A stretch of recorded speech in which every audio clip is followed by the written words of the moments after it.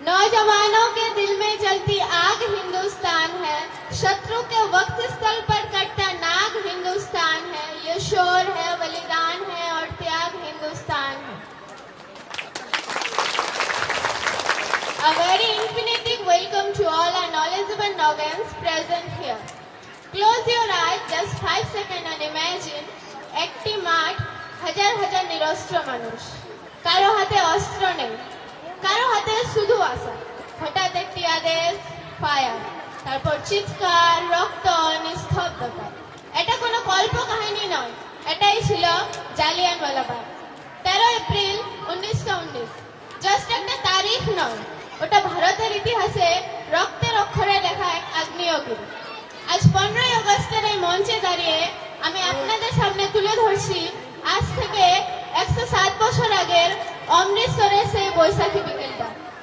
জালিয়ানওয়ালাবাগে 1 বিঘে জমি, 10 ফিট উঁচু মিলের দেওয়াল, ঢোকা বেরোনোর একটাই মাত্র শুরুগুলি। সেখানে কোনো সন্ত্রাসী ছিল না, ছিল না কোনো অস্ত্র। সেখানে ছিল অবুঝ শিশু, কোল জুড়ে থাকা মা আর পরাধীনতার শৃঙ্খল ভাঙতে যাওয়া কিছু নিষ্পাপ ভারতীয়। আর ঠিক তখনই সেই শুরুগুলি আটকে দাঁড়ালেন ব্রিটিশ ঘাতক জেনারেল ডায়ার ও তার বাহিনী। No warning was given, no whistle was blown. পালানোর কোনো সুযোগ দেওয়া হয়নি। জেনারেল ডায়ার শুধু চিৎকার করে আদেশ দিয়েছিল, fire until your ammunition exhausted. 1650 round গুলি, 10 মিনিটের নারকীয় তাণ্ডব। চারিদিকে শুধু বুলেটের শীষ, মাংস পড়া বন্ধ, বাতাসে শিশুর বুক ফাটা হাহাকার। মানুষ বাঁচার জন্য 10 ফিট উঁচু দেওয়াল নখ দিয়ে আঁচড়াচ্ছিলেন, কিন্তু দেওয়াল ভেঙে পারেন না। আর বাগের মাঝখানে রয়ে ওটা।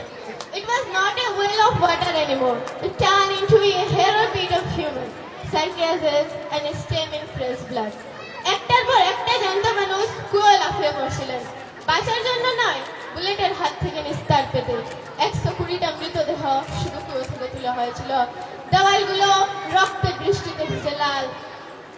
लहू से लिखा गया था वो इतिहास जिसके हर एक पन्ने पर आज भी चीखें बाकी है।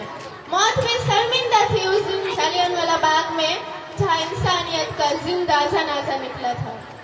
গণহত্যার পর ইংরেজদের কোর্টে জেনারেল ডায়ারকে যখন জিজ্ঞেস করা হলো, তুমি কেন আহতদের হাসপাতালে নিয়ে যাওয়ার চেষ্টা করলে না, জানেন সেই নরগণ্ডা কি উত্তর দিয়েছিল?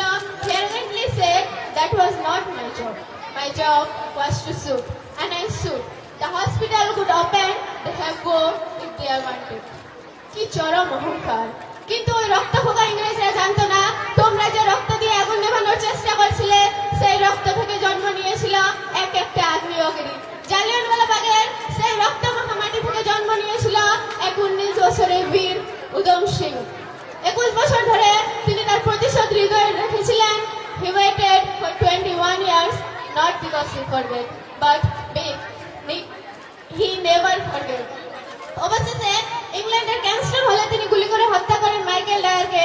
গ্রেফতার হওয়ার পর জর্জ যখন তাকে জিজ্ঞেস করে তুমি কেন মারলে তাকে, উধম সিং সিনা দাঁড়িয়ে উত্তর দিয়েছিলেন, he was the real culprit. He wanted to crush the spirit of my people, so I crushed him.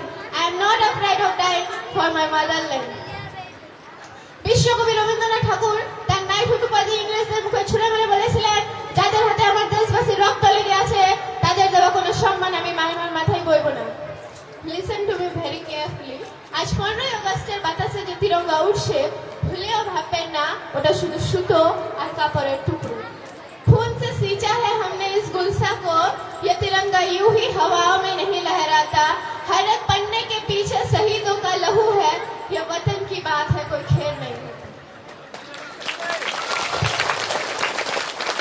ওই পতাকার লাল রঙের গভীরে মিশে আছে জালিয়ানওয়ালাবাগের সেই কুয়ো জমা তাজা রক্ত, দেওয়ালের গা থেকে না মোছা বুলেটের দাগ, আর নিজের মরা মায়ের বুক আঁচড়ে ধরা 2 বছরের বাচ্চার শেষ নিঃশ্বাস। যে স্বাধীনতার দাম আমাদের পূর্বপুরুষেরা রক্ত দিয়ে চুকিয়েছে, সেই স্বাধীনতার গর্ব, ঐক্য ও সার্বভৌমত্বে যদি কেউ হাত দেয়, তবে আমরা আমাদের বুকের শেষ রক্তবিন্দু দিয়ে তার জবাব দেব। রক্তে লেখা ইতিহাস অমর থাকুক। জয় হিন্দ।